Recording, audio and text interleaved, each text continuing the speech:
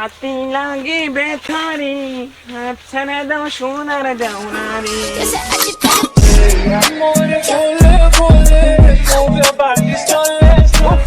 Sheet তুমি এখানে যখন জাস্ট এক মিনিট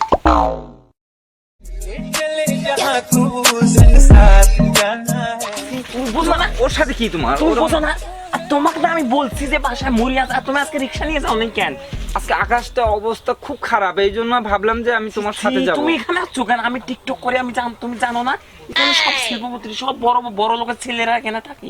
তুমি এখানে আসছো কেন? তুমি যাও বাসায় যাও, বাসায় মুড়ি আছে না, বইমের মধ্যে মুড়ি আছে, ওখানে কাঁচা মরিচ দিয়ে খেয়ে তুমি রিক্সা নিয়ে যাও।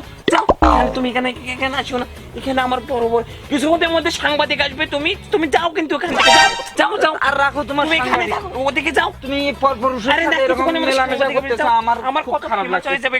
খবরদার এদিকে আসিও না।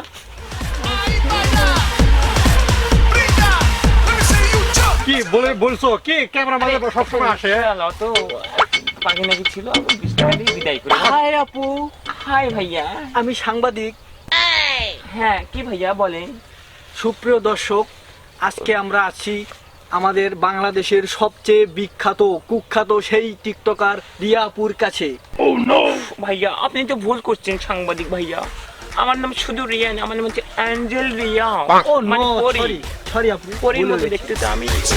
আপু আপনি যে এত বড় সেলিব্রিটি, তো আপনার টিকটক আইডিতে মানে ফলোয়ার্স কতজন, দর্শক সেটা জানতে চায়, তার উদ্দেশ্যে কিছু বলেন। আসলে ভাইয়া আমার তো হচ্ছে টিকটকের অনেক ফলোয়ার্স, তার মধ্যে মনে করেন যে যাই হোক আমার আপনি বলেন। ফলোয়ার্স হচ্ছে 500 প্লাস।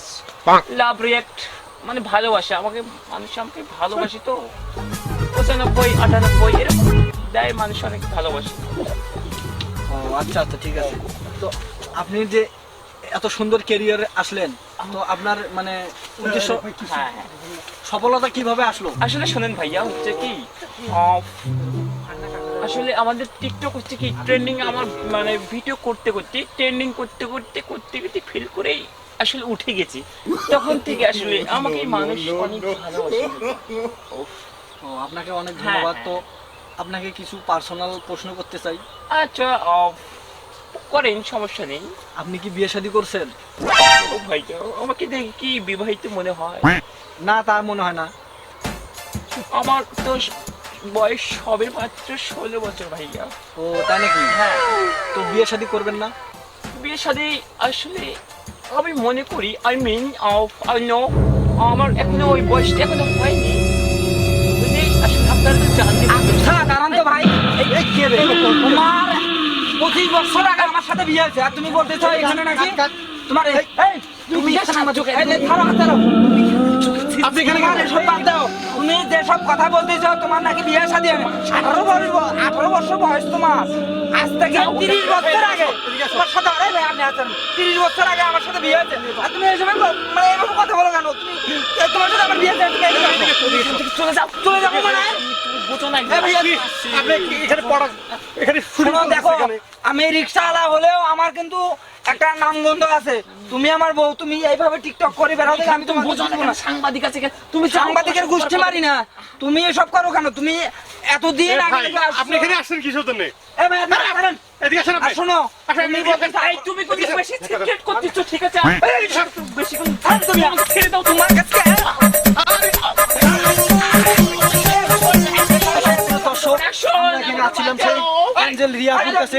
এখানে দেখেন উনি বলছে উনি এখনো বিয়ে শাদী করেননি, কিন্তু ওনার হাজবেন্ড আছে, সে হাজবেন্ড এসে মামলা ধরে মার দিচ্ছে। আমরা এখন কি করবো? প্লিজ আমরা এখন চলে যাব। কি একটা পরিস্থিতি আপনারা দেখতে পাচ্ছেন, দেখেন দেখতে পাচ্ছেন ওখানে কি হচ্ছে। আপনি একটা বেকানা পুরুষ হয়ে কিভাবে আমার বউয়ের হাত ধরতে পারেন?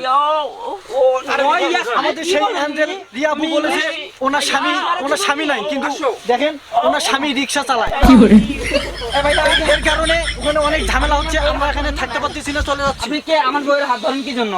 আর তুমি এইদিকে তোমার এই সবার থেকে বন্ধ, আমি ঘরে তালাবদ্ধ করে রাখবো। তোমার এত সুন্দর চেহারা দেখে রূপ যৌবন মানুষকে দেখাও না। তুমি আসো, তোমার কাছ থেকে আমি গৃহবন্দী করে রাখবো। ছুটি করার জন্য আমি স্ত্রী নিয়ে এসেছি এখানে, বোঝার কোনো উপায় নেই।